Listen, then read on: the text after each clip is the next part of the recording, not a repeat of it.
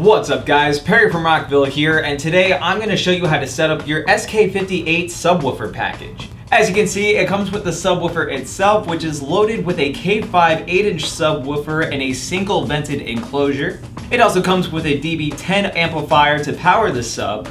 With the amplifier, you also get the high-level input wire, a remote knob with a cable that plugs right into the amp, and everything else to install the subwoofer into your vehicle. So in this video, we're going to explain how to connect the amplifier to the battery in your vehicle and all of the functions that you're able to use with the amplifier. But if you need help installing the whole setup into your vehicle, check out the videos we have on that. So if we take a look at the amplifier, we have one side to connect to the battery of your vehicle and to connect the subwoofer itself.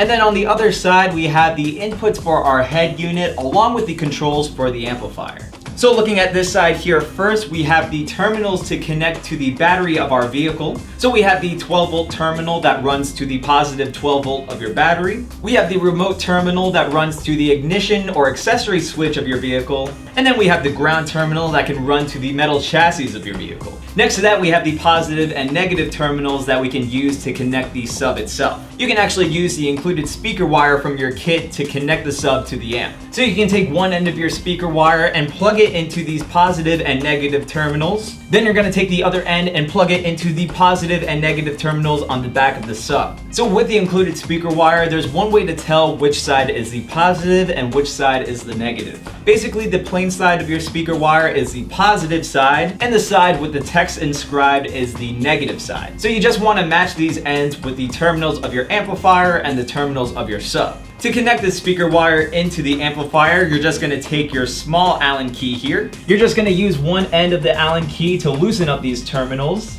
Then you're going to plug the positive and negative ends into the positive and negative terminals. Then connect the other ends into your subwoofer. Just be sure to match the speaker wire to the positive and negative terminals on both your amplifier and your sub. So now if we take a look at the other side of the amplifier, you'll see we have the power and protect light. The power light will tell us when the amplifier is powered, and the protect light will come on in case there's anything we need to fix with our install or if there's too much input coming into the amp. We also got the bass remote knob input to connect our bass remote knob here. This way we can control the volume coming out of our subwoofer from the front of our vehicle instead of having to go back wherever our amplifier is installed to make the changes. We also got the RCA line inputs to connect our head unit that has RCA outputs. But in case your head unit doesn't have RCA outputs, we also include the high-level input wire to connect your head unit to the amp. So to set that up, you're just going to take this end of your wire harness and connect it to the amp.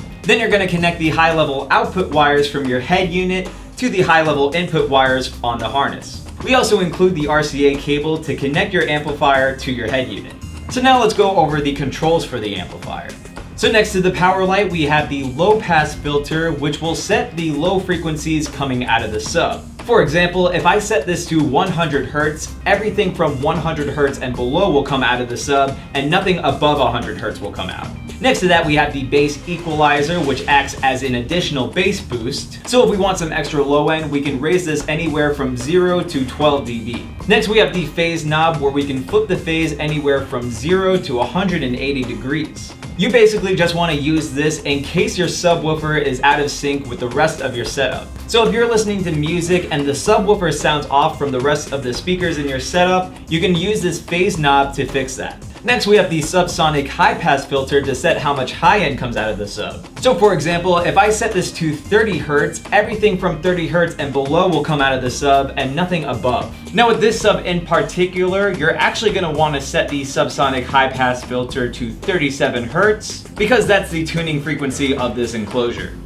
So we can use the subsonic high pass filter and the low pass filter as the crossover to set the frequency range for the sub. And if you need help setting the crossover for your amplifier, check out the video we have on that. Lastly, we have the input level knob to set the level for our subwoofer. And we also have a video you can check out on how to set up the gain for your amplifier.